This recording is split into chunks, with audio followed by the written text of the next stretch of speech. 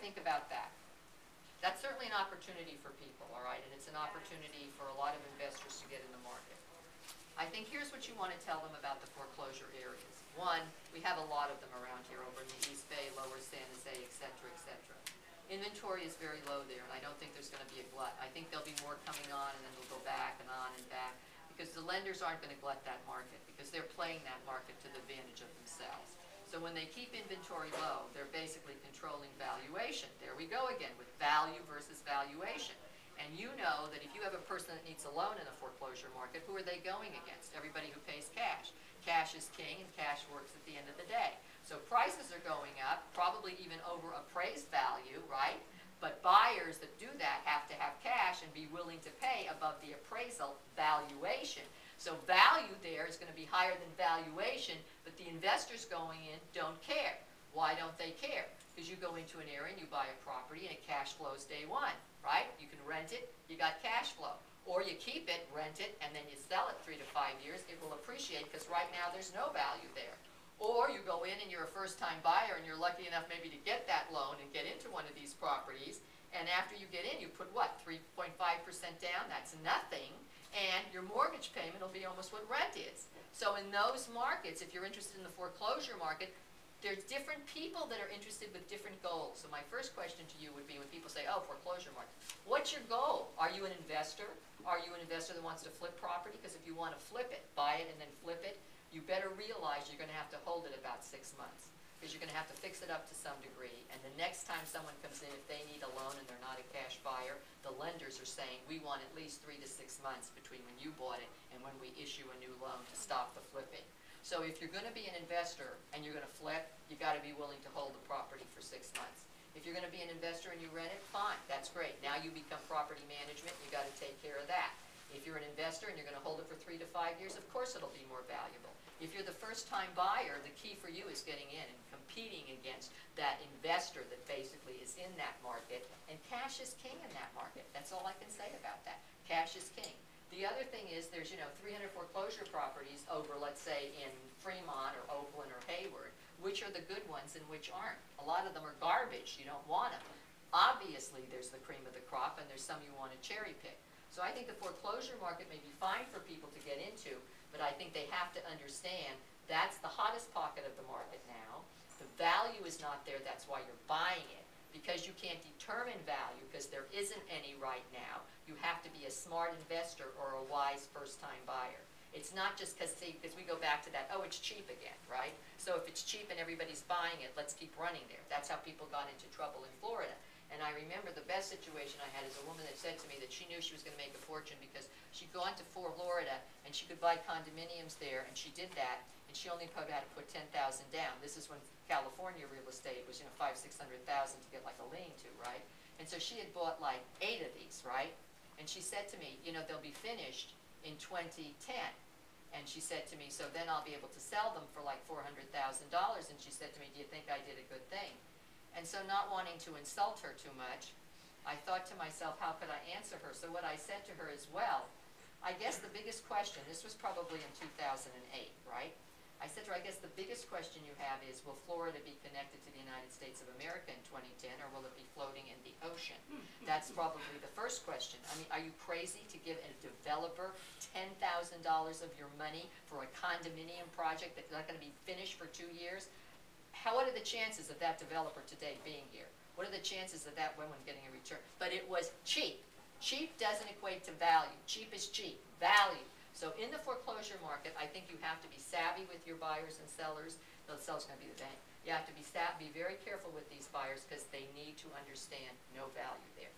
Now, let me talk about the high end. I'll close with that. The high end. Here's what I think about the high end. I think the high end, and I'm going to talk about anything from probably 2 to 5 million, all right? I think after that, they can buy it if they want, right? I was just in an apartment. I just can't even believe this is just disgusting. I was invited to go look at. I was invited to go up to the South of Market, where anything they're hot. They're selling pretty well now again, but because it's the ones for 2 million that are now down to 900,000. That's why they're selling, and the developers are giving them away. But they have one that this gentleman who used to be one of the investors for CalPERS, the big California retirement fund. basically, they lost about $1 billion with him, so he has trouble now because he lost a big client. But he had gone up and he had bought 3 penthouses at one recon. 3, not 1, okay? He paid $35 million for them, all right? And I don't know, they said he put $25 million into it. I don't know how you put $25 million into anything, but I guess you can, all right? So he listed it originally for $79,000. It's now on the market for $49 million if you'd like to buy it, all right? I mean, it's gorgeous. Every place you look, I mean, you're 60 floors up and you overlook everything. You know, you got 3 sides here and you're overlooking everything. But I'm thinking to myself, it was $79 million, it's now $49. I don't think it's going to get $49 million. Maybe he's going to get 30. I don't know what he's going to get for it.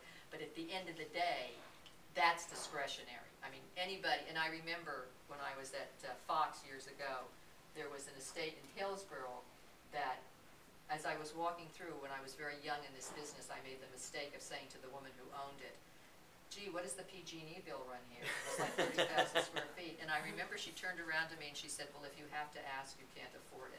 Boy, was that a wake-up call for me, that I had been stupid and put my foot in my mouth. I was really young in this business. And I thought to myself, she's absolutely right. If you have to ask about the PG&E bill, how in the hell can you afford this house? You shouldn't have to ask about anything. You should just be able to come in and say, we'll take it, cash, 10-day close. That's it, right? No problem. Okay. So I think anything above 5, 6 million, you're probably talking about a discretionary person.